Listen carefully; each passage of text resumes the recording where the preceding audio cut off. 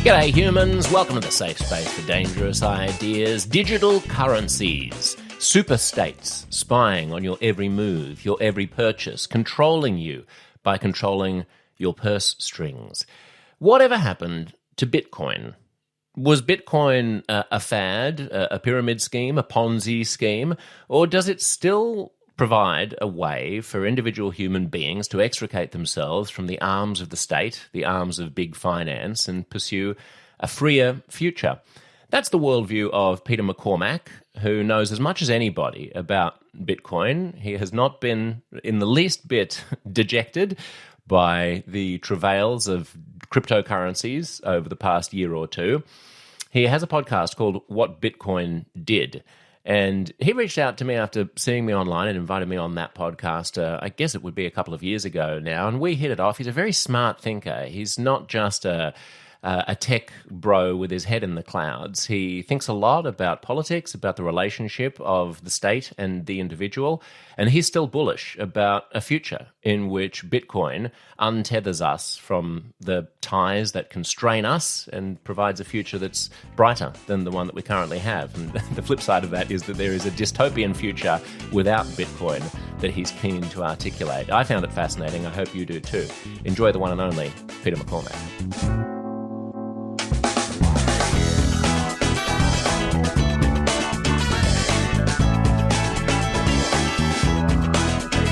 Are you still on the old Twitter? X. X. On and off. I go in little spells. I don't know. It's a bit like smoking. Right. Like I like it, but I feel shit afterwards. Yeah. So I'm not even sure that I like it. But in that way, maybe it's like smoking as well. You just sort of think you like it, but if you actually pay attention, you don't. Well, I overall, I always question, what's it adding to the world? And yeah, I buy that argument. Like during the Arab Spring, it was amazing to find out exactly what's happening. And even now, if something happens, if you hear of like a plane crash or a volcano, you can just search it on Twitter and you find out exactly what's happening straight away. But apart from that, when I bring up my phone, I have a look. It's just people being dicks. Yeah, it's funny, isn't it? Yeah. Do you understand why? Well, the algorithm's designed in a way to make us argue and stay on the platform. I was just looking at it, and Brett Weinstein has he's been blocked by Elon. He's gotten yeah. I like that you're so online that you already know that that's happened. Yeah, Brett's in a huff. Did you see that? So Brett Weinstein's been blocked by Elon, which I thought's weird because I didn't think Elon blocked people. No, well, I would have assumed that he did, but not people like Brett Weinstein. He says, Brett says, my account seems to be specially restricted on X/Twitter. High engagement tweets stay well below the fold on trends. Not the case under previous management. I brought this to Musk's attention. He asked for more info, then blocked me when I provided it. Perhaps that's on me, says Brett. Increasingly, I just feel like it's a bunch of wankers in a circle jerk trying to, like, whinging about why they're not more popular and why the algorithm's not favouring them more. Yeah, well, so they had that recent thing where everyone started to get their payouts. Remember their payouts? No. Oh, so you now get a payout. What does that mean? So if you're verified, yeah, and you are over a certain level of engagement, you get a payout. Twitter will share the ad revenue with you. Oh. Again, some people were sharing like tens of thousands of dollars, right, Danny? Like tens of thousands, like some people getting like $20,000. Producer Danny is also in the room, but he's off mic. Hello, Danny. Welcome to the show. Hi, it's going to be weird and awkward with him just sitting in the corner like a schoolboy who's in trouble. No, a lot of people now listen to the show just for Danny. Do they? They're going to be disappointed. Should Danny be on mic? I mean, he doesn't give Danny his own camera. Danny's getting big for his boots. Star of the show. Watch out, Peter. He's going to come up and knock you off your perch. He's not careful. He's got a stalker called Derek. Oh, that's nice. An online stalker. Have we met Derek? No, we don't know who Derek is. Okay. Hi, Derek. Did you know there's a Derek S coming to our event? It's not. He's already done a background check to make sure. He's got security onto it. Excellent. Good to know. So on these payouts, it was like a few weeks ago, people were moaning about how much their payout was. And I was thinking, hold on a second. 2 months ago, you didn't get anything. That's right. Exactly. How fast we forget. And now you're bitching because you got $1,000, not $2,000. It is funny, isn't it? The fact that we've set up, I'm not the first to make this point, but the fact that, to create an ideal society, you would want to all the incentives to be aligned so that ordinary people going about their ordinary business, responding to ordinary human emotions and human instincts, would be kind of channeled towards the better angels of their nature.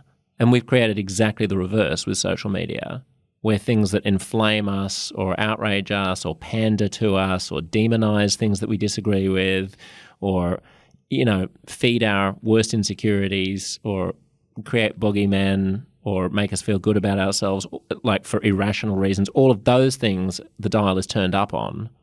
And now you have to be a really good person just not to be a dick on Twitter. So I've got so many things to say about this.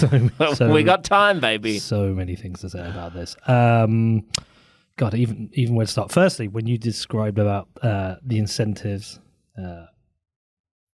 what drives incentives and what would be fair. Interestingly, the whole time you're saying that, I'm thinking back into my world of Bitcoin, because we do have this system that is designed based around incentives, a system you can't cheat, blah, blah, blah. That's one point. But secondly, I recently, so we were out last night and Danny said, you've had a couple of tweets recently that have done quite well, but I haven't really tweeted that much recently. I think what it is I've stopped when you tweet for the sake of it, it's like, shit, I should tweet something today. And then increasingly I don't know that feeling, but I remember it. Well, I was looking through your Twitter and you promote the show and that's it. It's basically automated now. And complain at airlines. Yeah. That would have been a while ago, though. I don't even think I would have tweeted anything in 6 months, 8 months, maybe. No, but because of that, you will probably notice, if you had a look, things won't do as well anymore. Right. You kind of have to stay in the bun fight to keep doing well. You got to feed the beast. You got to feed the beast. And I increasingly don't want to be part of that. No. Because I think ultimately it's a set of bad incentives that conditions you to. Let me put it a different way. I consider myself a centrist. Now, there's some people in America who think I'm woke lefty, and there's people in the UK who think I'm Alex Jones. That's because all British people are communists, right? Exactly. I consider myself kind of a centrist, but I will veer into any end of the political spectrum where what I think is right. I'll just say what I think. I don't think Twitter is good for a centrist. No, of course not. Or a reasonable person. No.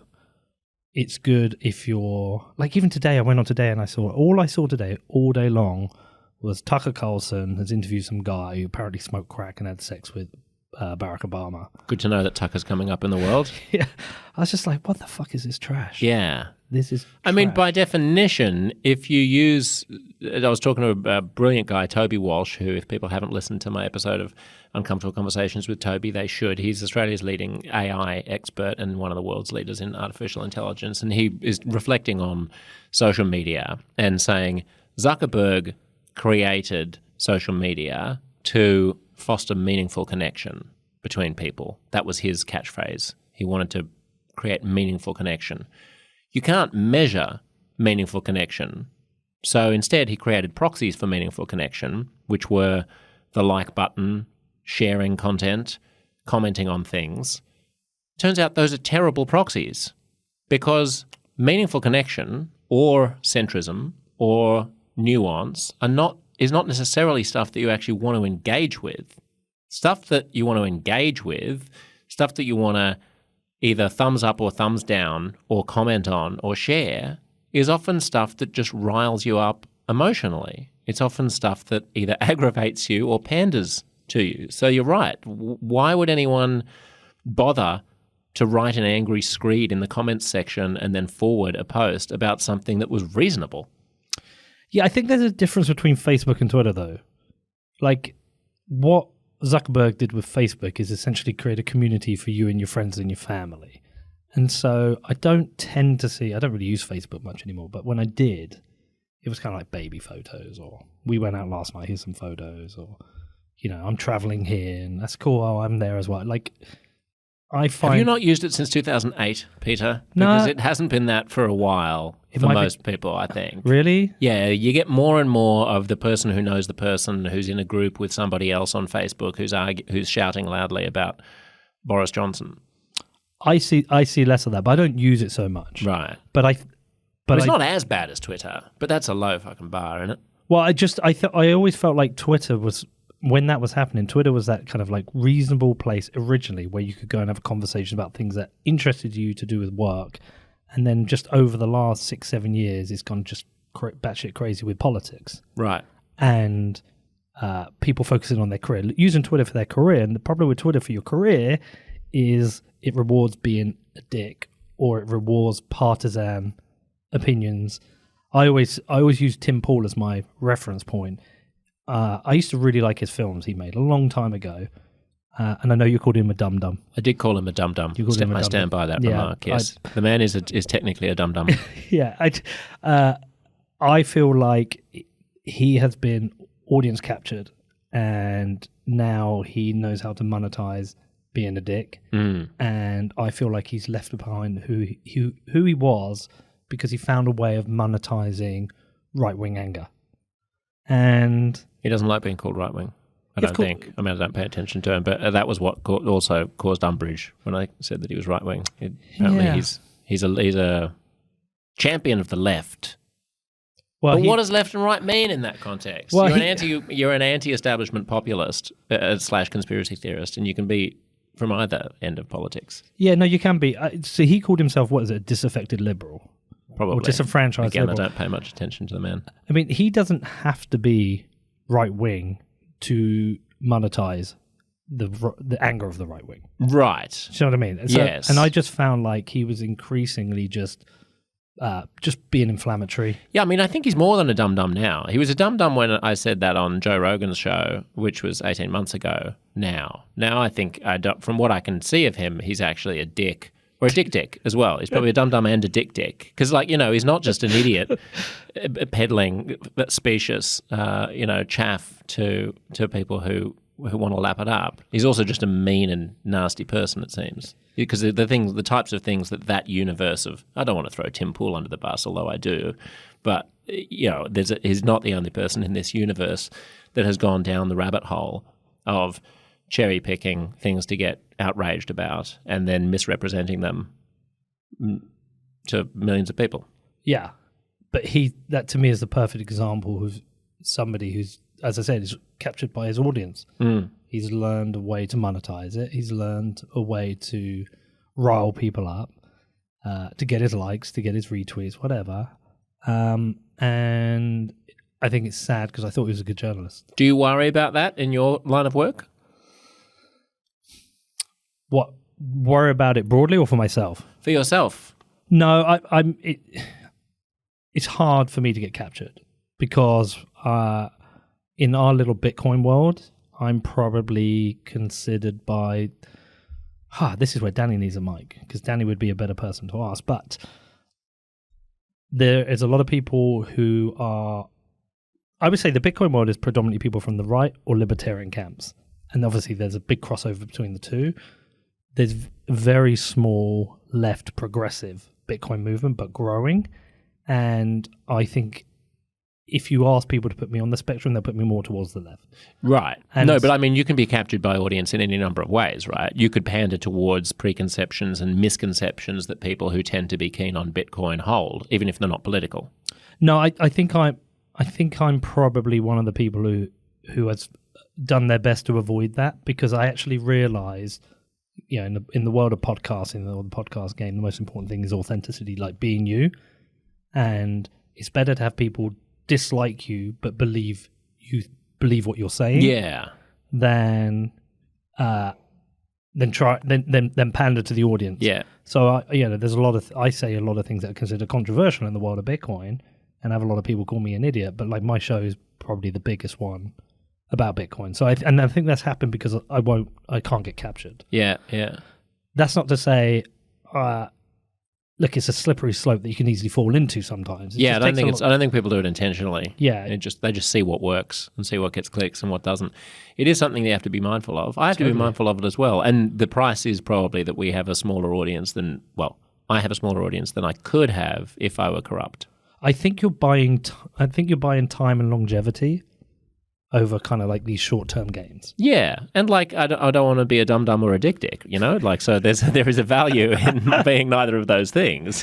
What about respect? You know, what about having respect? Being respected, having credibility. These are things that I value more than sheer brute numbers. Yeah, it is, and it can be a tricky one, I think, for some people, because I think some of these people perhaps go through a period where they're trying to make this career in this world of content, and it can be hard to make money. You know, I didn't make any money off my podcast for 2 years. And then you do. And if something you're doing is getting more downloads, whether it's like a clickbait title or, you know, an extreme guest of some kind. Like, I give a good example. There was a whole period where Andrew Tate was doing the rounds, and I wouldn't have him on my show because I think he's a fucking idiot. But I could have, and I know that show would probably be probably the biggest show I would have had. But I think that was a short-term play. Because you're giving up part of your soul to get that, you know, show that does 1-2 million on YouTube, whatever. And I didn't want that. So I think you're trading time and longevity. There probably is a way of doing Andrew Tate, but you'd probably need to spend a long time doing a lot of research and come armed with a lot of facts and take him down. Yeah, I just don't want it. That may not be your MO. Yeah. Right? It could be the right person. I don't know. It's somebody I have zero interest in. And so I won't talk to that person. And I've had some controversial people on my show. I mean, I had Nigel Farage on recently, and sharing that show up on Facebook amongst my closer social circle.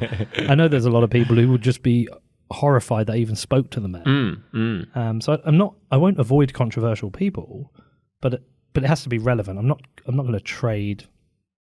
I'm not going to trade longevity. Yeah, I mean, it depends how you do it as well. It just does depend. I mean, there's this weird phenomenon at the moment of the Lex Friedman style podcast where you just get someone on and then you just basically let them talk and you have almost no skill in wrangling the conversation or pushing back on them whatsoever. God bless Lex. I mean, and I've never seen a man do more with so little than Lex Friedman. Like, he just sits there and then asks the next question that he's written down on his piece of paper without listening to the guest, and then they talk for a while and then he just asks the next question. And if you go on Lex Friedman's show, you are definitely not going to get pushback. Have you been on Lex Friedman's show? But I have not, no. But I mean, I would not be worried or scared going into that room, being like, oh wow, this ferocious intellect is going to come at me with everything he's got. He listens and asks polite questions. Well, he blocked me on Twitter. How do you get blocked by a limp, wet fish? What is that? What do you have to do? I don't know. He blocked a lot of Bitcoin people at one point. Did he? Yeah. But he did it with love, and Yeah, I'm sure he did it with love. Yeah, I'm sure he did it with love. He just wants to understand everybody. He wants everybody to be able to talk to each other. Yeah. Well, go on. Well, I was just going to say, and then if you are doing critical or journalistic interviews or trying to have uncomfortable conversations and dig into what really makes people tick, the other odd thing about having controversial guests is that it does seem there's a kind of an uncanny valley here where if they're a bit bad, you'll get more pushback than if they're genuinely horrendous. Like, I'd get more pushback from having Nigel Farage on the show than I would a serial killer. You know why, right, though? Why? Because I think at the more extreme ends, you will bring out their fans into...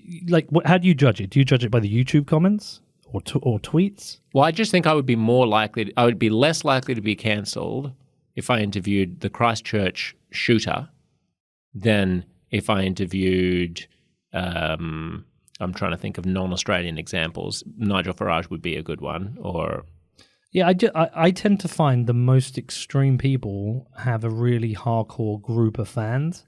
And so when I judge it, say, by YouTube comments, it's mainly positive that you had him on. Thanks for having him on. Yeah, Nigel's great. Nigel's absolutely amazing. So that's why I think that maybe happens. But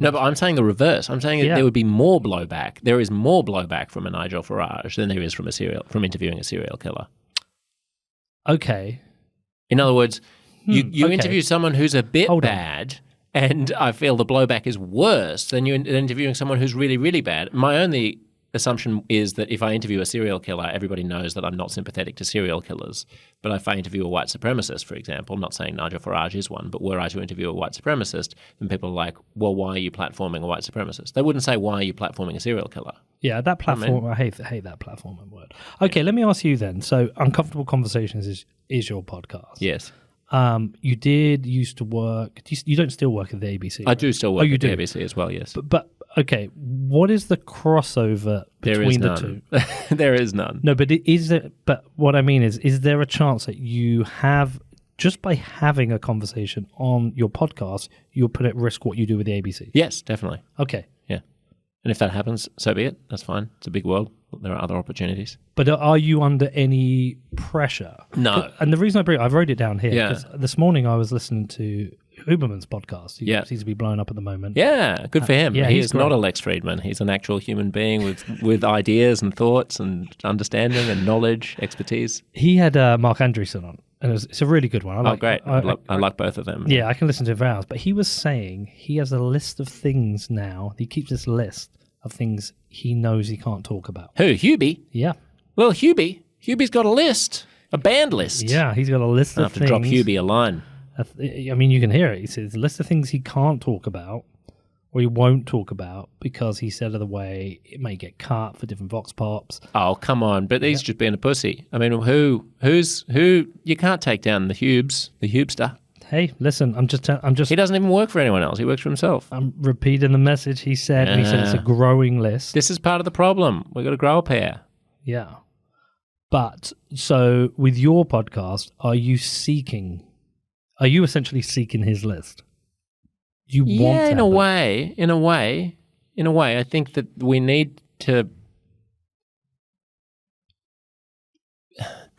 if we end up in a better situation culturally and politically than where we are, if we avoid a scenario in which we are more and more divided into more extreme camps that understand each other less, if we are to head off the threats posed by the far right and the far left and grapple with the challenges that humankind faces, like pandemics and climate chaos and nukes and whatever, then it will be because we are less anxious about tiptoeing around subjects, less keen to jump down each other's throats, less eager to demonize other people's points of view, more keen to be as generous as possible towards other people's ideas, and more keen to have conversations that are uncomfortable. That's my general philosophy.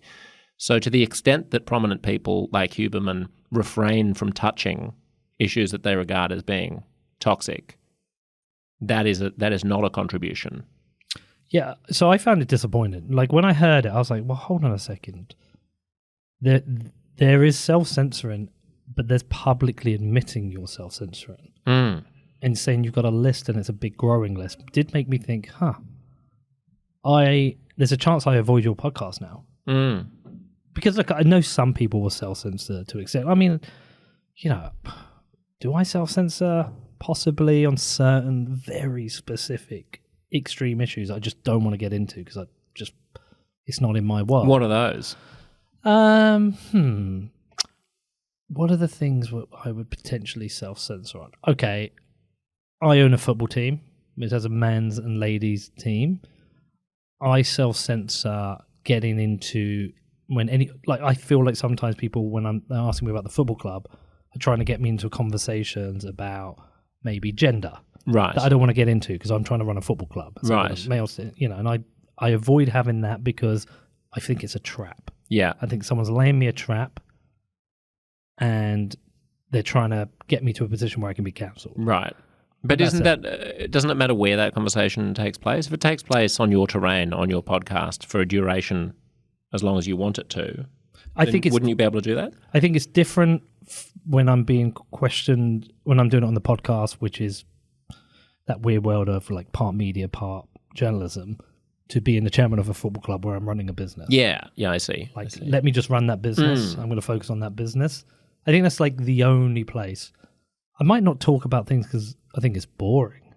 Yeah, well, there's lots, of course, that I don't talk about because I think it's boring or because I don't think it's worth focusing on, or there's an opportunity cost in talking about that when we could be talking about other things. Yeah. But I agree with you. I'm not going to wade into, the precise nature of biological differences between men and women if I'm being asked a question on a panel show or something like that, which might be the equivalent of you acting in your capacity as the chairman of a football club. Like, there's a time and a place for everything. But I think there is no better time or place than on one's own podcast to broach sensitive issues. If we can't do it there, then we can't do it anywhere. And if we don't model those conversations for lay people who don't have the luxury of having podcasts with large audiences, then people don't get to see that actually you can try to wrestle with things in a constructive way without demonizing other people and ending up in fisticuffs. And so I do think it would be a shame if more and more people followed the Huberman route of having lists of things they don't talk about. You can't talk about it on social media because it's impossible to have nuance there, right? We've established that. Yeah. But I think you can and should talk about it in forums where if you were to get misrepresented, you could just say, look, go back and listen to the whole hour and a half or 2 hours and then come to me and get angry about that clip that you just extracted. Yeah, I can completely agree with the you can't get to the nuance of a discussion on Twitter. Plus, also, I don't feel like people are trying to have a fair back and forth on Twitter. They're trying to score points. They're trying to win at any cost. I think it's much easier in a podcast. Like, if we were in a difficult topic, I'd feel quite comfortable going, do you know what, Josh? You made me rethink that. Yeah, okay. Perhaps I was wrong. And I think that's an easier forum for it. I do, though. That did kind of like that Huberman thing this morning. Yeah.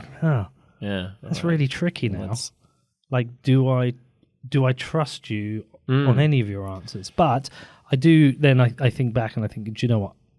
It is uncomfortable conversations that you're doing. We are in a place where, like, our mainstream media will not have the uncomfortable conversations. Is this like the resistance? I mean, one benefit that I have is that I had this podcast before the public broadcaster offered me a show, and so I was able to say I just have to be able to continue doing the podcast without any interference, and so that is the norm, right? That is the standard under which I'm employed. If I had my public broadcasting show and had wanted to launch a podcast like this, there's no way that I would have gotten clearance to do it, I imagine. So that's the status quo. Will there come a day when someone mischievous who wants to take me down extracts a whole bunch of things that I've said in various episodes of this podcast and puts together a mashup that makes me seem either wildly left-wing or wildly right-wing or bigoted in some way or delusional in some way?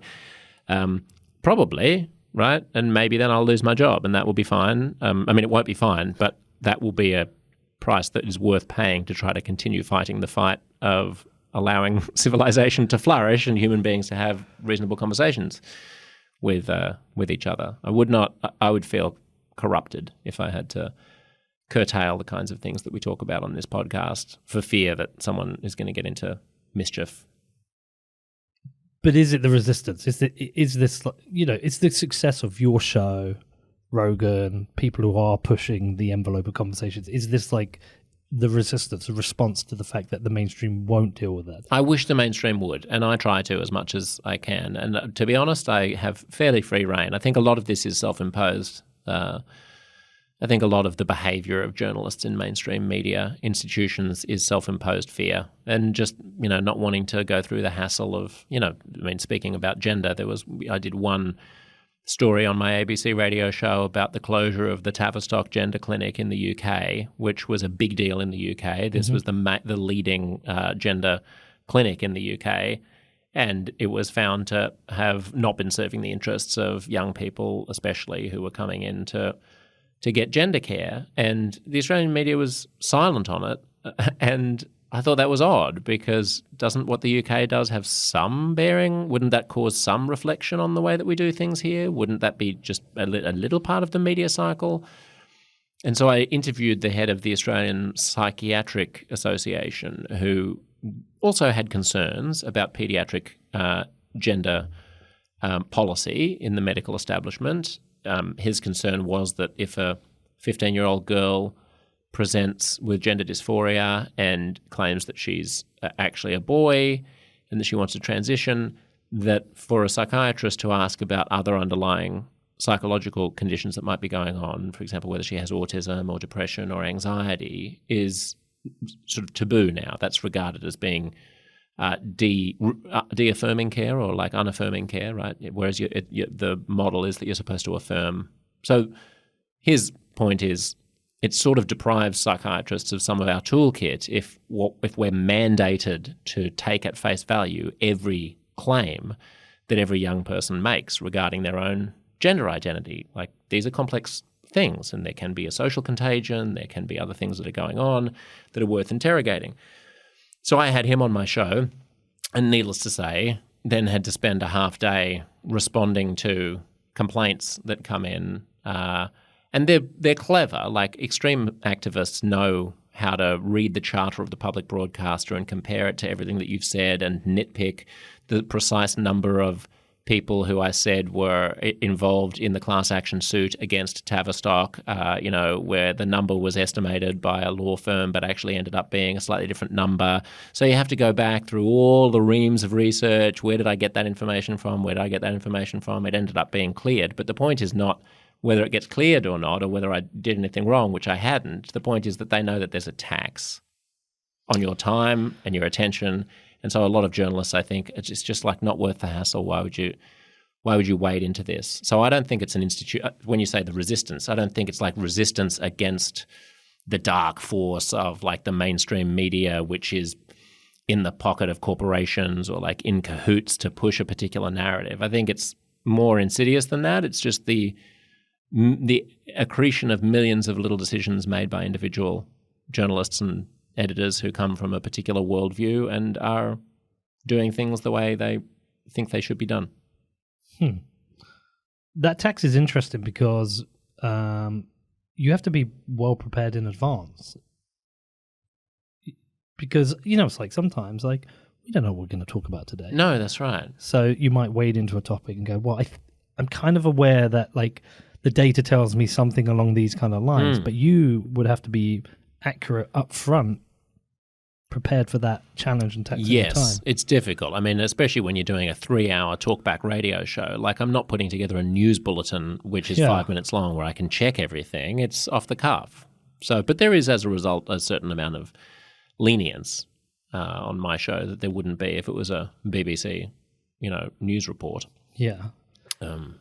It is fascinating to follow, though, because I don't know. I mean, I don't really watch or listen to much mainstream content anymore. More just because I buy more into the authenticity of a independent publisher, whether it's yourself or Joe, or I have even listened to Lex a few times. I'll forgive you. Not for a while. But I feel there's like a more authentic conversation happening there. They are diving into important issues.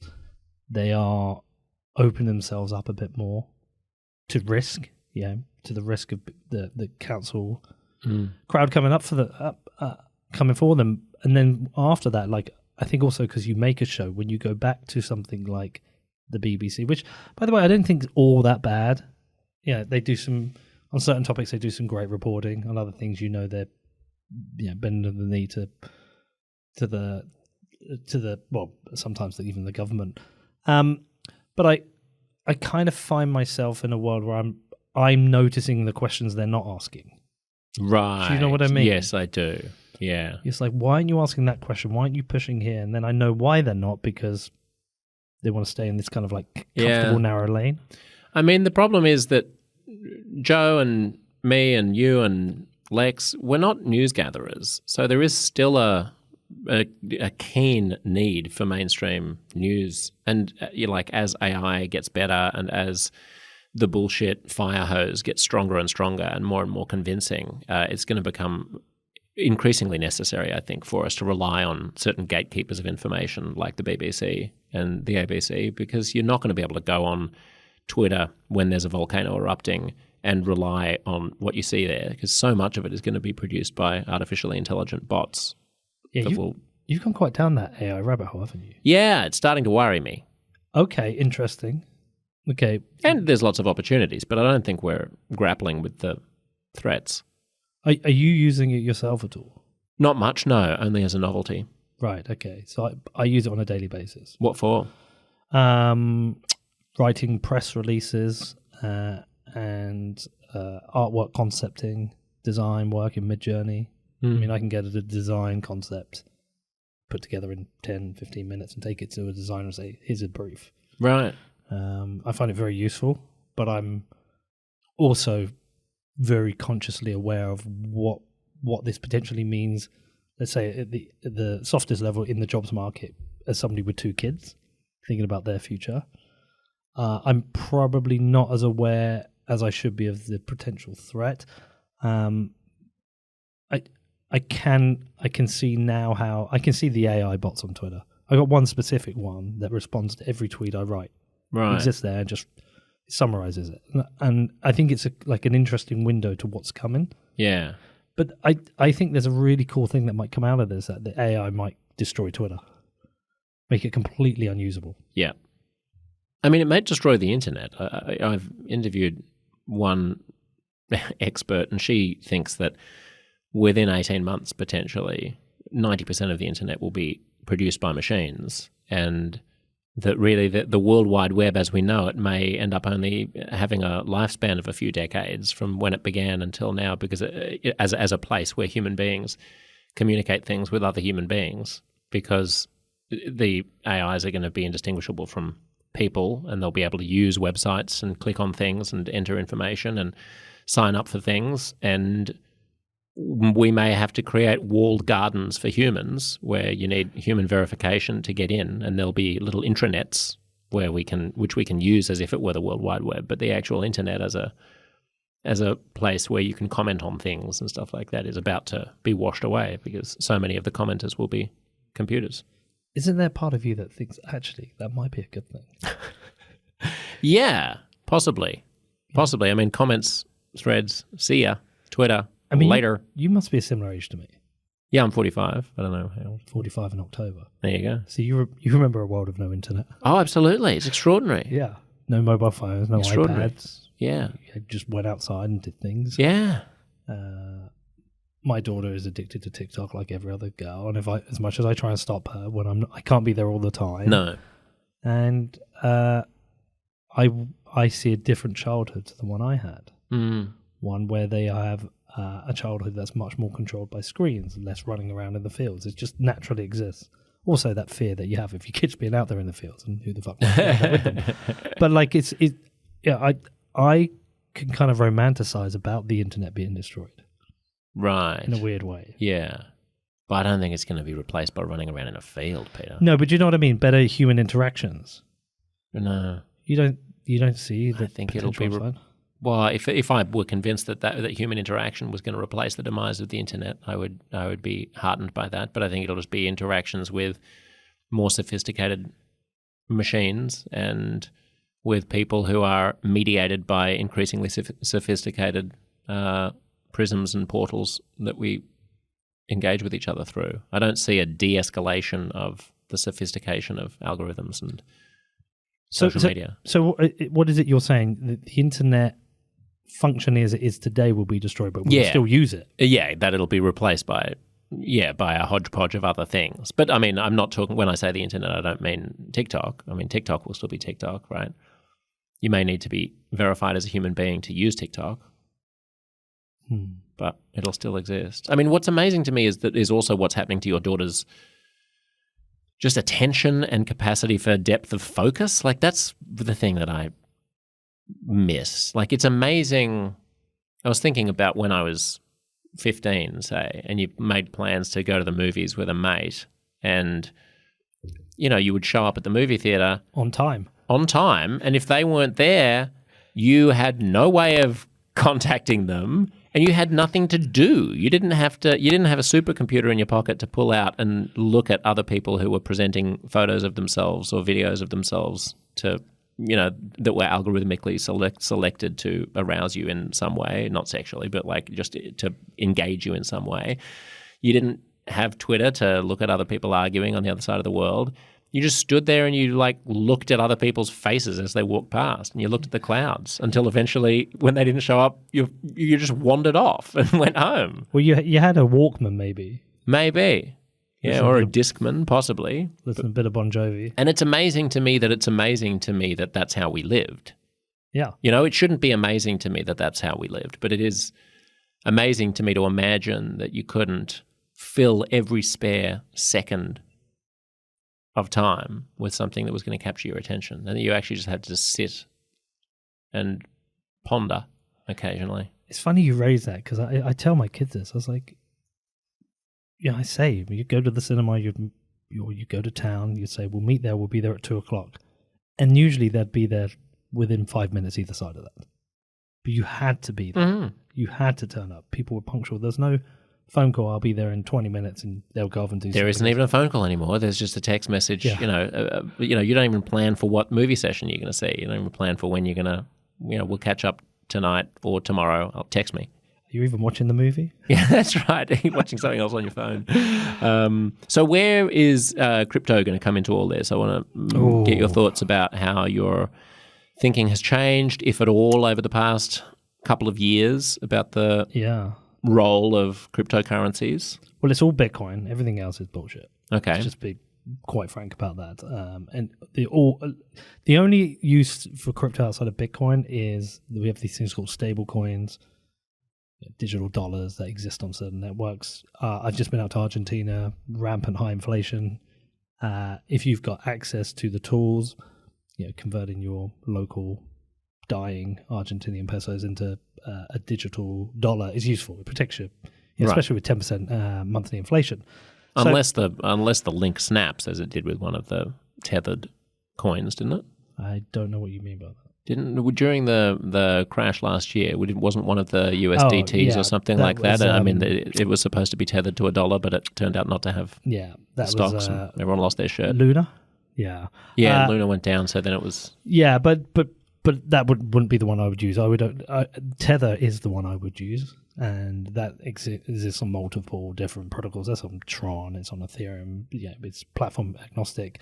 But generally speaking, that's the only use for crypto I see outside of Bitcoin. What about the boosters of Ether and Ethereum and smart networks and whatnot? I just think smart contracts and things like that. Yeah, I just think I think these people believe in something. I don't think they're seeing the bigger picture. They're believing in something that's becoming more centralized, and they don't fully understand Bitcoin. So the power of Bitcoin is very simple. It's decentralized. That's it. And because it's decentralized, I can send Bitcoin to you from anywhere in the world at any point. No one can stop me. There's no middleman. Government can't switch it off. And its decentralization makes it a very powerful tool. Like the full concept that you've got this one thing in the world that the government cannot switch off. No government, even China banned it. They've not managed to switch it off. It's super powerful. The fact it also then has value is even more powerful. Like I'm off to Lebanon next week to make a documentary, and I have to pay for a service up front. I had to use Western Union, and I hit a Western Union limit. So I could only send a certain amount. So I've got to take cash next week. It would be much easier if that person was a Bitcoiner. I could just send them the Bitcoin, then it would be done. So this power of a decentralized money that is censorship resistant, peer-to-peer, is super useful for me. I think the people who have bought into crypto, the other cryptocurrencies, the other platforms they promote, they're just not seeing the big picture. Right. But what about the skeptics who say that, I mean, all of that sounds great with the exception of the fact that the value of your money with Bitcoin when you translate it into fiat currencies is so volatile that it's like you might as well be the Argentinian peso because now it's worth half of what it was 12 months ago, and it's very hard to do business when there's something that goes up and down that much. Yeah, no, I mean, it's a very good point, and the 2 points I would make on that. Firstly, the volatility you're paying for now is the price of risk for investing early. You cannot take a asset. Are we still early? Yeah, very, very early, I would say. Yeah, I'd say we're very early. I mean, think about it like this. You know, somebody has managed to invent a decentralized currency. Nobody knows who they are.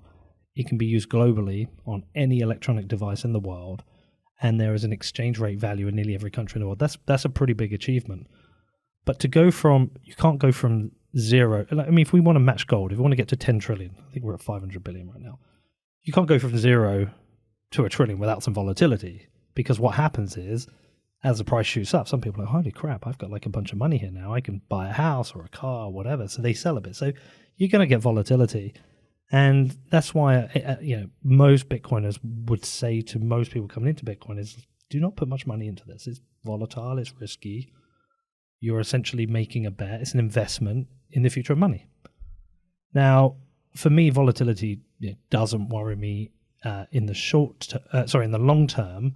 What worries me is the debasement of currencies, of fiat currencies. So if you think in terms of savings, I can say with pretty confidently, any Bitcoin that I buy today, in 5 years will be more valuable than it is today. That has been true, I think, even on a 4-year period, almost at any period in Bitcoin. Like every Bitcoin ever bought has been worth more after 4 years. So in my head, I'm like, well, if I'm earning pounds and I want to save that, I want to save for the future, I know at the moment I'm losing 5 to 10% a year value. So you compound that over 4 years, I'm losing a lot there with inflation. Right, but I've never understood this argument, Peter, because nobody does invest in fiat currencies. Nobody invests in pounds sterling. They buy other things with it. They buy either shares, which also go up every 4 years fairly reliably. So you never had a savings account like I have? Well, for walking around money you do, but I mean nobody expects to get long-term value out of fiat currencies because of inflation. Yeah, but that's the point. We've been conditioned to accept inflation, which is itself theft. Inflation is... But if we're talking about investments, then we don't invest in fiat currencies. We just use them as a means of temporary exchange. So savings. I mean, my parents always had savings. Right, but they probably, if they're not going to use it for 4 years, then they're putting it in a term deposit which is going to outstrip inflation. But that's the point at the moment. It's not outstripping inflation. Well, right now we're in a high inflation environment, but it hasn't for a long time now. Like, that we're talking since the probably 2008 financial crisis. I doubt very much. Yeah, if you're incredibly cautious and all you're doing is investing in term deposits and just something that's cash, a cash management account, then you're probably a little bit less than inflation. But if you're that cautious, then I wouldn't recommend that you buy Bitcoin because the volatility is huge. If you're willing to put up with the risk of Bitcoin, then you're willing to put up with the risk of putting it in an exchange-traded fund that tracks the FTSE 500. And in that case, you are getting returns that far outstrip inflation. Yeah, it depends. I mean... I think I'd probably just want to go a little bit more nuanced in this, just so I get my point clear. When I talk about, there's another example. Let's take my business. Yeah. I operate a business. With a business with a team of 8, you have to have a high level of cash flow. So I have to operate always with 6 figures in the bank. I have to always have that money there. I can't invest that money. I can't put that elsewhere. But that also is getting debased month on month. And so there, I'm losing value just by the fact I have to have cash flow. I have to hold money back to pay my tax bill at the end of the year.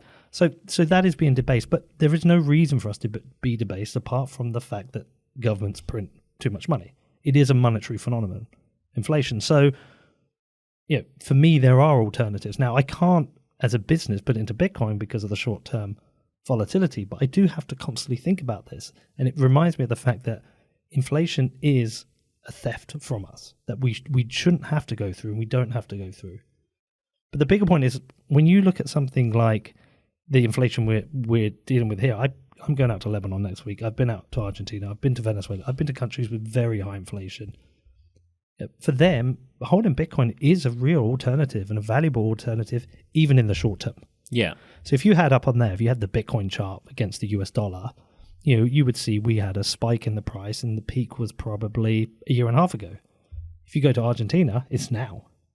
Right. Like the highest price is now. So, right.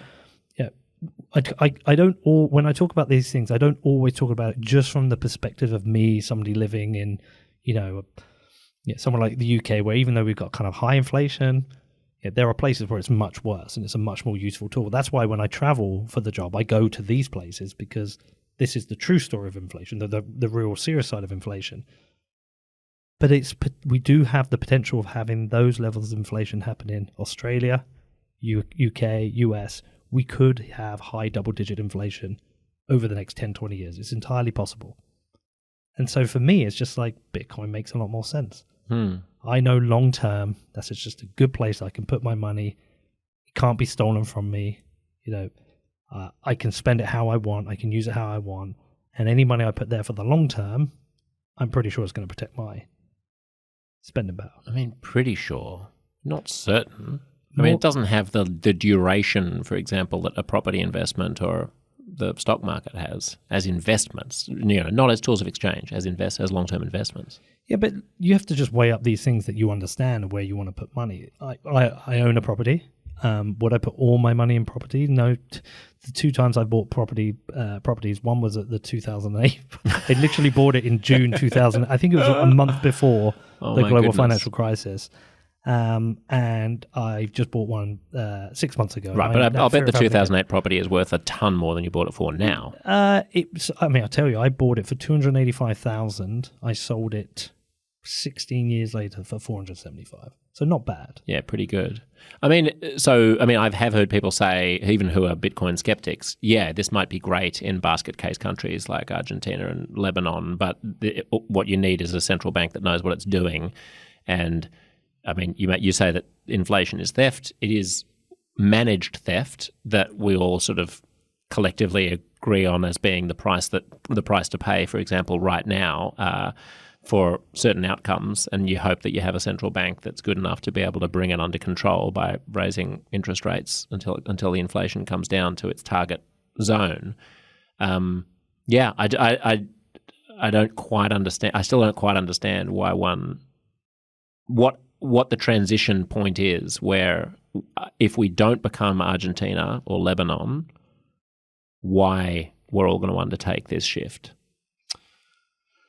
Well, okay. I mean, again, there's a lot to unpack there. When you talk about could invest in property, let me ask it a simpler way. Yeah. If I'm in Argentina and my currency is being debased by huge inflation and fiscal mismanagement by the government, then if I could invest in the S&P, like in the American stock market, let's suppose I have $100,000 in savings in pesos, if I could just transfer it into US dollars and put it in an exchange traded fund that just maps the top 100 biggest companies on the US stock market or on the NASDAQ, then in the long term, would you recommend that I do that or buy Bitcoin? Depends on your timescale. Like if you're saying to hold something for 10 years, absolutely I'd say Bitcoin, because Bitcoin, my expectation is Bitcoin will massively outperform the ETF that tracks those companies. And let's be honest, though, I mean, over the last year or two, the stock market has been super volatile. If you look at the Netflix and Facebooks, you could put your money in there and lost 60, 70% easily. So the stock market can be hyper volatile itself as well. And so I mean, realistically, if you're advising someone to put their money, you should say put in a few places. Have a bit of property, have a bit of gold, have a bit of Bitcoin, have an ETF that tracks, And we had this guy on our show called Cullen Roche, and I think his view is it's like 25% cash, 25% property, 25% gold, was it? And 25% equities. I think he has... Seems like a lot of gold, but sure. But his view is like if you always hold 25% of each, what happens is as markets move, people jump between one or the other. Yeah. That kind of balance means that you will protect yourself long term. Right. And so Bitcoin is just one of those that sits alongside gold. It's kind of like gold. And so I wouldn't tell anyone to put all their money in Bitcoin. That's crazy. Absolutely stupid, because Bitcoin is kind of linked to the S&P. The prices are kind of linked. But I would say have a bit of Bitcoin, but have a property. Have equities. Have just a mix of things, but a mix of things you understand. Right. I'm not here to say Bitcoin is going to replace everything. You should put all your money in there. Honestly, it's too risky, especially in the short term. But you never know. If you put £100 a buy, $100 a month buy for the next 20. I mean, my kids were born. I put £50 a month buy in their bank accounts. When they turned 18, they had £12,000. If my son now puts £50 a month buy and puts it into Bitcoin every month, maybe in 20 years, that will be worth significantly better than putting it in any other market. If you were not worried about governments controlling our money or companies like Western Union or PayPal or something like that controlling our money and potentially censoring people from being able to exchange money for controversial ideas or something like that, then would the use case for Bitcoin be significantly diminished? Hell yeah, yeah. I mean, there's a guy called Saifedean who wrote a book called The Bitcoin Standard, and I asked him what's the biggest threat to Bitcoin, and he said good government. Right. Yes, we only have or need Bitcoin because of bad government. Yeah, we only have it because I want to send money to Lebanon, and Western Union has a limit, or I'm suffering from high inflation because I live in a country with high inflation, or I've increasingly got government having banks run surveillance on what I'm spending my money on and invading my privacy. All Bitcoin is a reaction to large intrusive government and intrusive government policies and bad central bank policy. That's what it is. It's a response to that. Are you worried about like a growth in, I guess, authoritarian surveillance? And there's this whole school of thought which obviously it's sometimes paranoid and delusional, but some at the edges, I don't know how much credence to give it, which is that, we're sort of on a path towards, digital currencies that will be created by central banks and will give them the ability to track what we spend, spy on us in minute detail, prevent us from buying things, maybe even dock our pay or our assets if we do the wrong thing, if we talk about the wrong things, have kind of social credit scores where we all have to be good worker bees in order to be able to have access to our assets. Is that? Yeah, CBDCs. Yeah, I think there's a lot to be concerned about with CBDCs. I think... Which are central bank... Digital currencies. Currencies. And has any country done this yet? I mean, there's active tests. China has one. I'm not sure how far along they are. I'm not sure if technically it can be done the way governments think it can be done, but maybe it can be. But the threat is real. Why do they need a digital currency? I mean, wouldn't they... I've never quite understood why digital currency is a component of that authoritarian state. I mean, if the North Koreans or the Chinese want everyone to use a particular banking app in order to pay for things in yuan, then they can. I think the idea of a central bank digital currency is what it allows you to do alongside what it allows you to link to the currency. Yeah, the full control in that at the moment, our money there's levels of decentralization. Bitcoin is a fully decentralized money, but we still have elements of decentralization. Like I've got some pounds in my pocket. I have a credit card. No good here, mate. Take your pounds back to Blighty. Not going to accept them here. Danny will take them. But like the fragmented system is an element of decentralization. A bit of cash, a credit card. Like I've got different pools of cash that I can use or money I can use with different technologies or just with cash. But when you move to a world of a CBDC, you're essentially eliminating all of that. You're essentially heading towards a single database for the money. So cash is gone. Right. Which, by the way, I think was a terrible idea. I think cash is important for a number of reasons. Yeah, privacy being one of them.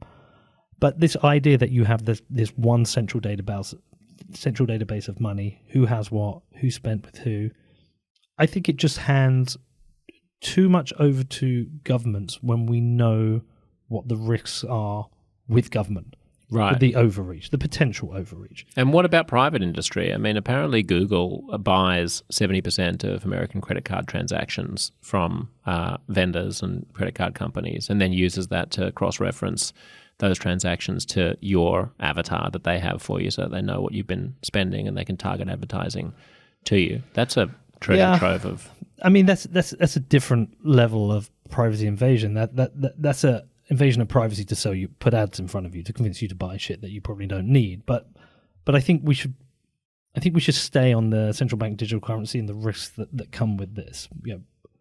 I always felt like what happened with the trucker protests was an interesting insight to the potential of what can happen.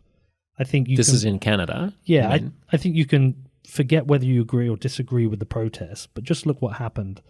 I think the ability to protest is an important part of democracy. I think we'd align on that. Yeah. And just to remind people, this was during the pandemic when truck drivers were angry at the Canadian government, their lockdown policies and their border policies, and so it was their border policies, and these were people who were essentially being coerced into being vaccinated. Which again, I don't need to get into the whole. I was vaccinated, but the idea that you should have a certain amount of liberty. But the big concerning part of it was this was a protest. Protesters were looking to raise funds to support their protest. And there was a 5, 10, whatever million raised on GoFundMe. The Canadian government blocked that. And they actually started to close down bank accounts of people who were supporting protesters. Now, that's concerning because if you suddenly get frozen from your bank account, you can't pay your mortgage, your credit rating can be affected, you can lose your house. If you can't get money out of the bank, you can't feed yourself. So being financially frozen is I think, a terrifying prospect. And given that tool and that ability to the government, I think is super scary, especially, in a world where if you eliminated cash and you only had the CBDC, you can switch people off. You can switch people off from society. And I just,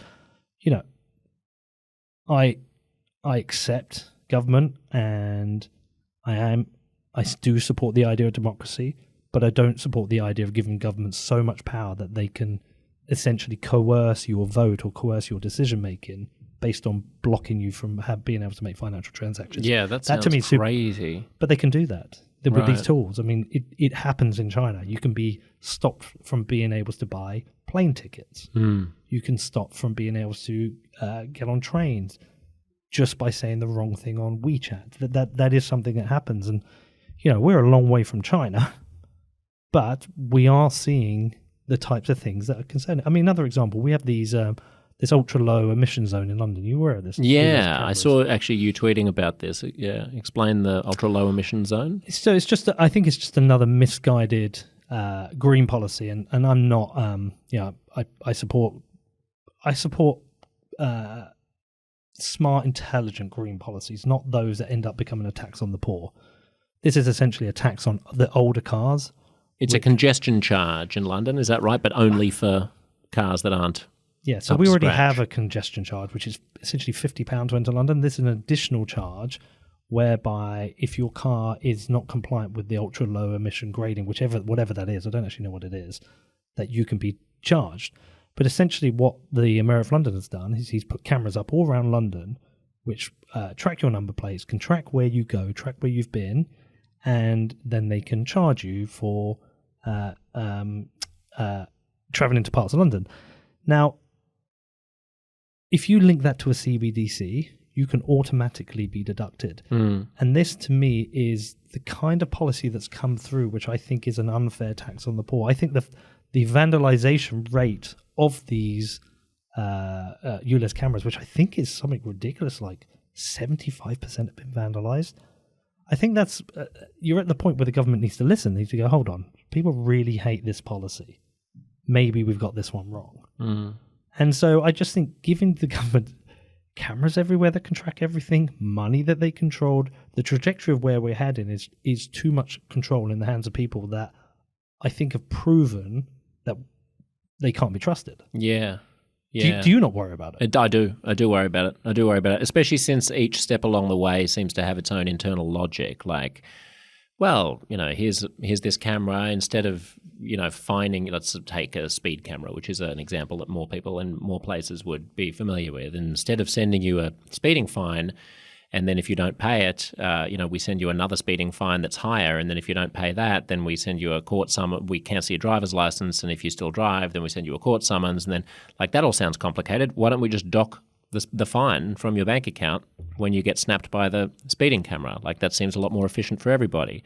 But of course, then you're going down the path of what you're talking about. And that would worry me. I mean, I already live in what I regard as being an extremely nanny state, country and state in particular. I've lived most of my adult life in New York, where there are some things that are bizarrely dictatorial in New York City, like not being able to drink a beer in a park and stuff like that, and being bothered, about little ordinances and things like that. But in general, you can drive faster on the freeways and you're not going to get snapped by some hidden speed camera. You can generally get your funk on more than you can here. Here we are an obedient people. We saw it during the pandemic, a high level of what sociologists call vertical trust, which is the kind of trust in institutions and authority that you see a lot across East Asia, for example, and not so much at all in countries like the UK and the US. And that was a really interesting, I think, sociological experiment where Australia and New Zealand seem to have developed this almost Asian-style vertical trust in a way that is unusual in the Western world. There are countries that have a lot of horizontal trust, meaning trust between people, and not a lot of vertical trust. So, Greece or Italy might be countries like that where neighbours trust each other, that you trust strangers, but you don't trust that the government's going to do anything right. And then there are other countries that might be Japan, where there's a lot of trust in government and in authority, but a lot of suspicion about whether your fellow man is going to do the right thing. And you tend to see more horizontal trust and less vertical trust in Western democracies, except for Australia. Why do you think that is? Because I remember during the pandemic, and do you know what? The pandemic screwed me up a lot. It shifted my whole world quite significantly, because I started out I did an interview with a doctor early on, a friend of mine, and he was talking about the influx of patients suddenly coming into the hospital, and he said it was a trickle, and then it was a stream, and then they didn't know what the hell they were dealing with. Mm. And when the first lockdown happened, I was like, yeah, this makes sense. We should be doing this. And now I look back at embarrassment on that, because it wasn't even a 2-week lockdown. It ended up being months of lockdown. I've looked at how we were lied to by, all the text messages came out from Matt Hancock was talking about, we need to scare people. I've seen all that stuff. I got vaccinated.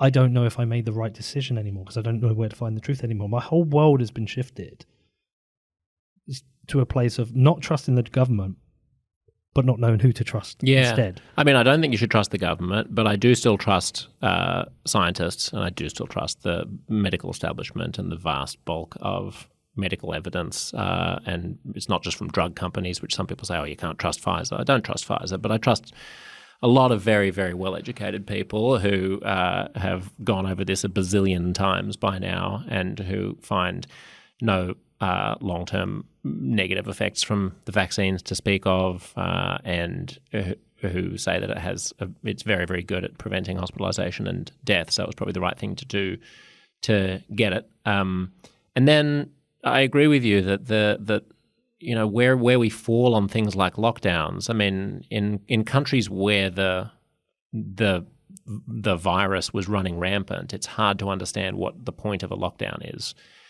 I think in 2020 and throughout most of 2021, there was a lot of reason for lockdowns in places where there was no social contagion, like here in Australia. And I think we can misremember the harshness of the Australian lockdown. I'm not making any apologies for isolated instances of police overreach or, silly laws like not allowing someone to lie on the beach, and making them go home. But the reality is that, I in February of 2021, when the entire world was on fire with Delta, and people were not locked down in the US and UK necessarily, but they were huddled inside and sheltering in place because of the wave of increasing infectiousness. I went to see Hamilton in Sydney, and in a packed theatre. Like there was no COVID. And so a succession of moderate lockdowns in New South Wales managed to keep reining it back in, because we invested in contact tracing, and we checked in everywhere with QR codes, and we had this quasi-authoritarian system where every single place that you went to, you scanned a QR code. And then when a case would escape from hotel quarantine, because every single person coming into the country was locked in a hotel for 2 weeks before they were allowed back out into the community, then you had thousands of contact tracers working around the clock and tracing it back and getting those people to isolate and at home. And we did manage to rein it in again and again and again. And then once, that was pre-Delta, February of 2021. Then when Delta hit in June, July of 2021, it was too infectious and the contact tracers were unable to get it under control. And then we had the bad lockdown, which was like 100 days in New South Wales. Melbourne had it much, much worse because they had a more incompetent contact tracing. They had different demographics. They had an inferior health system. So that was where you saw those really gnarly, videos of, people just relentlessly locked down. And there were horrible examples of police going to people's houses because they'd posted on a Facebook page that they were going to join a protest in the city or something. And it's reminiscent of the Canadian truckers thing of like, why would a person be... Ultimately, most of these things got overturned, so sanity prevailed. But why would a person even feel that they were under threat initially of being arrested and punished for saying that they were going to go to a rally during a lockdown? Nonetheless, it's hard to at the hindsight's 2020. We didn't know what it was at the time. Mistakes were certainly made, but I don't spend a lot of time. I don't stay up at night thinking that we were hoodwinked into a plandemic. No, I've never thought that it was a dress rehearsal for authoritarianism or something. No, I think one of these things just comes down to incentives, human behavior, and I just think it's mainly a series of unfortunate things.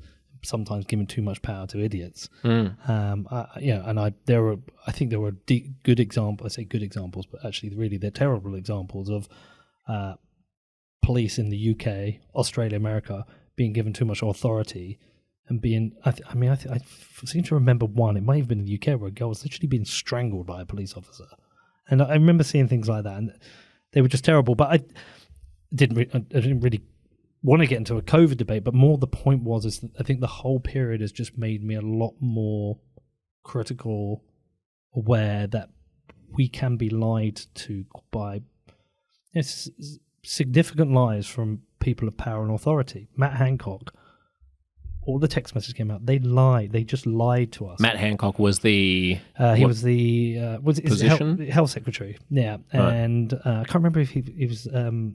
His position was afterwards, but he was the health secretary. But can't things also be just taken out of context? Like, I vaguely remember those tweets. So if you're saying that we need to scare the shit out of everybody, then can't the generous interpretation of that be like, fuck, we need to get people to take this seriously because it's going to be really bad? I think that's very generous. I think I would have to have the tweets in front of me to the text to show them. Right. But this is at a time, you've got to remember, you've got to couple this with parties within government when they're trying to tell us to scare the shit and stay at home. I'm just saying there's a mix of bad and misinformation or disinformation, and and I think if you look at the government, you treat them as what they are, is part of the elite who can tell us that we have to stay at home, destroy our businesses whilst they're having parties, getting drunk within the offices of government. When you expand this to more power, how can it be misused? And so I'm not a no government person. I'm not an anarchist. It's just this check and balance. And I just think we've gone too far. There's too much overreach. So the idea of, you couple a pandemic with a central bank digital currency, you couple a lockdown with a CBDC. I mean, how scary could that get? The kind of things they could do. Okay, well, we're in a pandemic. You shouldn't be buying alcohol. You cannot buy alcohol. Right. That kind of weird, scary shit they might do. And you can imagine, like, it needs to see that there was a period where you could only get in your Uber if you took a photo of yourself wearing a mask, and Uber had an AI to check that you were wearing a mask, right? You can imagine that technology being like, before you leave your house, you have to be wearing a mask. Or if you're going to go into a cafe, you have to be wearing a mask. It wouldn't be a pretty world where you're micromanaged by bureaucrats. Yeah, so I think we have to push back. So for me, I think it's important for people to fully understand what a CBDC is and push back, because I think people could be easily hoodwinked into thinking this is great. I mean, Rishi Sunak branded it Bitcoin. Right. But even without the digital currency, there's something I'm not getting about this. Why couldn't they just do that to us already? I mean, yes, you could use cash for everything, right? But we don't. It would still be devastating. I don't have the cash on hand. If they wanted to punish me for having this conversation, they could just freeze my bank accounts. They did it with the truckers, and assuming that we're not all using Bitcoin, we don't need the digital currency. They can do it already. Yeah, so in terms of freezing bank accounts, they can. Okay, like I say, look, but you still might have a credit card. They would have to go through every financial institution, every bank, and have you block banned by everyone, which I don't know. Most of us probably only deal with 2 or 3 financial institutions at the most. But maybe you can just go and get a new credit card the next day from somewhere else, or the fact is you do also have cash. I mean, it's a lot of effort to block your account, but when you go to a CBDC, it's not just blocking your account, it's actually deciding what you can spend your money on. Right. Like put blocks on. You cannot spend your money on this. Auto deducting from your account. So speeding ticket was a great example. What if they auto deduct on the last day of the month and you were right on your limit and it push you over your overdraft and then you get a fine from the bank? What if you wanted to appeal it? Are you less likely to appeal because you can't be bothered because you've already had it deducted? Where else what new fines might they introduce? Yeah, I don't think the ultra low emission zone is a green policy. I just think it's a tax. That's what I think it is. I don't think it's going to make one iota of difference to global emissions. Well, I don't think it'll make a relevant change. A statistically significant change. To me, it's just a tax, but it's a tax on the poor. And so when you start to look at all these different pieces, more surveillance, more control over the money, massive growth in government debt, you start to realize, like, as much of the monetary system I can get away from the government, the better. It's a bit like separation of church and state. I think the separation of money and state would be a good thing. Personally, I quite like the idea of getting rid of central banks. I quite like the idea of having a fragmented financial system, different currency options. So when they fail, the failures are localized. Right. Rather than global as we have now. So, and that's the other thing about Bitcoin. Going back to Bitcoin, I think it's a mistake to think of Bitcoin as perfect functioning money today, because it isn't. What it is the potential to be the best money there is on a number of different factors. When you compare it to fiat money and you look at the pros and cons, okay, where does it lose? Yes, it's volatile. Yes, there isn't a physical cash equivalent, but where is it better? Well, it cannot be debased. The government cannot block transactions. They cannot stop me sending money to you. So in a scenario where there is a lockdown or you can't access your money, I can send you Bitcoin. Nobody can stop that. I can send it globally wherever I want. So it has all these other factors that make it an interesting alternative to the current financial system, the current money.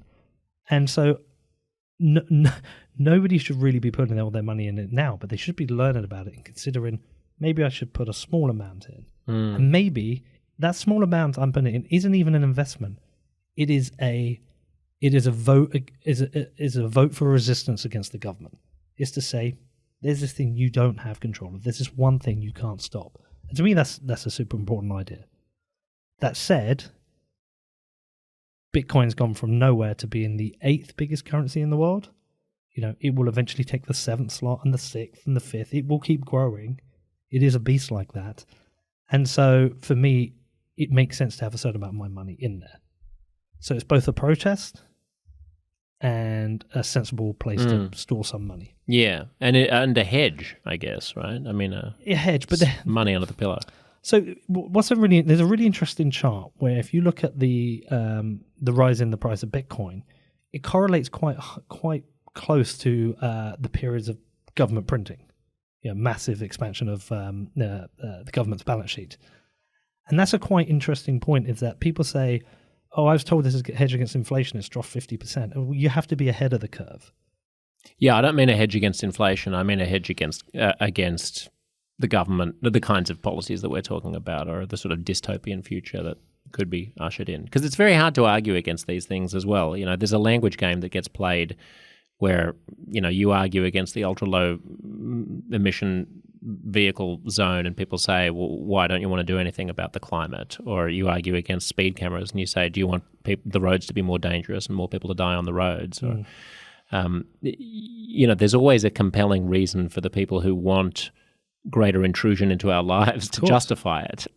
You argue, against the person being prosecuted for putting up on Facebook that they were going to attend a rally, and you say, what do you want? More people to be dying of COVID. No, of course not. But if you follow that logic, you end up in quite a dark place. If you're deploying the tools of the state to be maximally intrusive in order to protect us all from ourselves, I don't want to live in that society. No, I don't. I think I find quite interesting about you, Josh, and why I wanted to talk to you is I don't. I would certainly place you. You might not want to be placed, and you might find there's a massive insult. But I think you are. I feel like there's some alignment in our thinking. I feel like you're probably a bit more to the left than the kind of people I get on my podcast. But I don't feel like you're becoming one of these captured crazy left people who will just accept anything with government. No. You're a much more rational, reasonable person. I'm an anti-authoritarian and I'm an anti-establishment person. I mean, I just think we all have to be independent. I mean, whatever enhances the greatest amount of human flourishing, I am for. I would say that is my guiding light. And if you can use the state to help with that, then that's great. But I don't want people to be tied down by bureaucracy or intrusions into their lives because that doesn't enhance human flourishing. I like independent people. And we did an interview this morning with a guy who he's like a financial advisor in a family office, and he works on estate plan. And he said that I think his number was the Australian government says that. Is it now, or they're heading towards 50% of GDP will be generated by the government? Yeah, which is firstly, funny that the government would say that because the government doesn't generate how any is that GDP. even possible? Well, what does that even mean? I think it really means that 50% of all 50% of the country will be working for the government. Did he say what time period it was? That can't be right. I think that must be like extrapolating from if the government continued to grow at the rate that it's been growing over the past 10 years or something. But I think 50 years. I think something along those lines. But the point being, I think what's more interesting is that this constant growth in the size of the government. So even during the pandemic in the UK, when businesses were closed or had to close or couldn't open, I mean, I know people lost their businesses. The UK government grew by 90,000 employees. Right. It's a constant growing beast that constantly needs to be fed. And again, this is why Bitcoin is an interesting pushback on that. The idea that you cannot just constantly print your way out of mistakes. I mean, when I was a kid, I did economics at school. There was always this idea of a surplus and a deficit. We never have a surplus anymore. It's just a constant growing deficit. Yeah. If you look at where our government's spending money at the moment, I mean, it's unbelievable the amount of money which is just going into the bottomless pit, which is the NHS. And don't get me wrong, I love the idea of our health service, but it doesn't work anymore. Social care. Does it not work anymore? Doesn't it not work anymore because conservative governments have ripped money out of it for it's not decades? That. No, it's not that. I think if you're gonna be fair about the problems of the NHS, you would recognise this has been a growing problem for decades, which has gone through successive Conservative and Labour governments. Because it's I mean, I don't mean to throw Conservatives exclusively under the bus because you had New Labour, which were also fairly conservative, small c conservative. But I think if you actually look at the bang for the buck that the UK gets, it doesn't spend very much on the NHS in comparison to other public systems, and it gets quite a lot out of it. It's a lot more efficient than the US system. The US spends like twice as much on healthcare as the UK does, and gets slightly better outcomes. So 220 billion, and I think our tax receipts are $1 trillion. So it's like 22% of the government's funding of their tax receipts going to the NHS. So, I mean, I don't know. I think it's smaller as a share of GDP than it used to be, the NHS. I don't think it is. I actually think it's higher. We've looked at these. We've had the charts, haven't we, Danny? Yeah, I'm almost certain it has. See what the percentage of GDP that the NHS was in like the year 2000 or 1995. But the point is, today. To me, it is a broken system, and the signals of how broken it is just the size of the waiting lists are just going up and up and up. Right, but wouldn't more money fix that? You say that, but constantly the waiting lists go up, and constantly every government promises more money and more money. But they don't really deliver much more money, do they? Yeah, they do. I mean, it's gone up. What has it gone up? 100 billion in the last. I've just got the expenditure of the share of GDP, and it's at 11.3%, which is the highest ever apart from COVID years. Interesting. Yeah. Still not very much. I think the US is 18 or something. I'm surprised not higher, because I'm pretty sure when we did the Dan Tubb interview, it was... Can you go on the Office for Budget Responsibility? I mean, without getting into the weeds about the NHS, I take your broader point. Sorry. Because, he's saying that's a percentage of GDP. I'm saying a percentage of tax receipts. Yes, I understand the difference. Yeah. But I think GDP is the fairer measure because economies grow, and different governments decide to tax differently, and sometimes there's a huge amount of hypocrisy amongst conservatives who say that they want surpluses but actually cut taxes in ways that deliver deficits. I have a lot of sympathy for a broadly libertarian worldview, which is like people should be allowed to do what they want to do, and there shouldn't be huge bureaucratic systems thwarting their aspirations. I think you should be able to set up a company very quickly. I think you should be, things should be nimble and government should be easy to work with. My only caution is that sometimes people who talk that talk will vote for policies or be parts of parties like the current Republican Party in the United States, which will actually systematically make life harder. Because, as Al Franken, the former Saturday Night Live comic and sometimes senator, said, Republicans run on the platform that government doesn't work, and then they get elected and prove it. So, there are things in the US like doing your taxes every single year, which could easily be undone. In other countries like Australia, the taxes just get done for you because the tax office already has all of the information. Everyone who's employed you has had to send in forms that say that you're being employed. They could just do it and you could just not have to worry about it. But because Republicans are in bed with H&R Block and the tax, accounting people, they don't want things to be easy. And really, they don't want it to be easy to pay taxes because they want taxes to be a monumental pain in the ass so that the party that campaigns on lower taxes gets more votes, right? So there are these...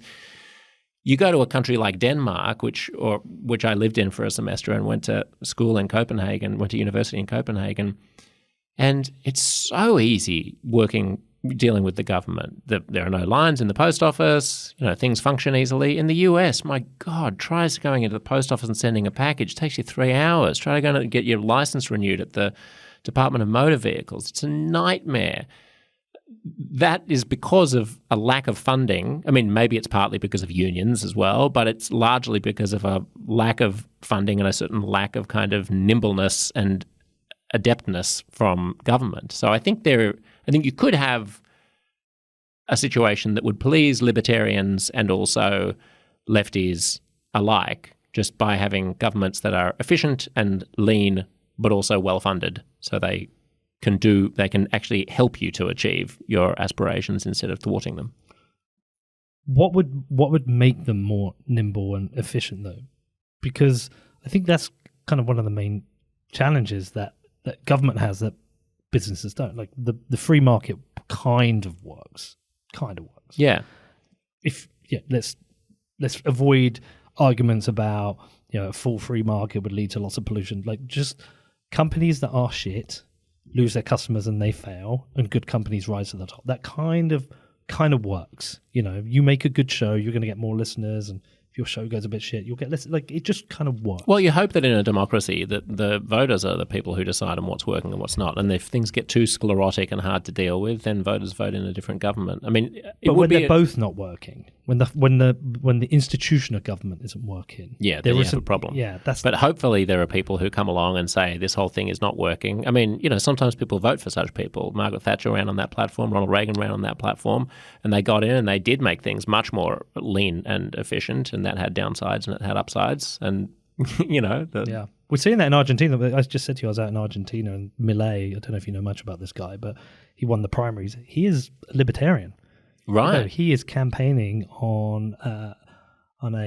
his campaign is to get rid of the central bank, to dollarize the country and reduce the size of government. He's a libertarian. And, wow. And he led the primaries, and there's a very high chance he'll become president of Argentina. And that will be a drastic and radical change. But that's taken decades of inflation. That's taken decades of people having the country kind of systematically destroyed by government to get to that point. And like, how bad does it have to get for? Well, hopefully you have responsive systems of government that are more nimble at reacting to popular will. But I don't think we do. I think that's the problem at the moment. It's like right now, UK is a great example. We essentially have two parties with this kind of like champagne socialists in the middle to kind of separate the two. But there's nobody to vote for anymore. There's no. Can I vote for Rishi Sunak? Absolutely not. Would I vote for Keir Starmer? Absolutely not. Do I think the Conservatives stand for anything conservative anymore? No, I don't. Do I think the Labour are offering anything different that's interesting? No, I don't. There's like nothing of interest. There's nothing positive there at all. Like there's no one to vote for. All right, we need to get Lex Friedman and Andrew Huberman to run for Parliament in the United Kingdom and change the country. I'm going to let you out of this sauna sweat box that we're currently. Man. It's getting hot and it's getting late. Look, thank you so much. Well, I don't know if you should be thanking me or you because it's a crossover podcast. Yeah, I don't know what's going to. I don't know. It doesn't feel like it was uncomfortable enough for you. I can make it more uncomfortable. Stick around for the bonus segment. No, I'm kidding. Okay, if next time, if the government ever tries to deduct money from my account for speeding, then I'll buy some Bitcoin. Okay. Yeah, you should deal. So do you not own any Bitcoin? I got rid of it during the crash. That's the words you told at the bottom. Yeah. Damn it. I actually needed to liquid. I needed to be a bit more liquid anyway. Okay, well, fair enough. Fair enough. By the way, I much prefer asking questions than answering them.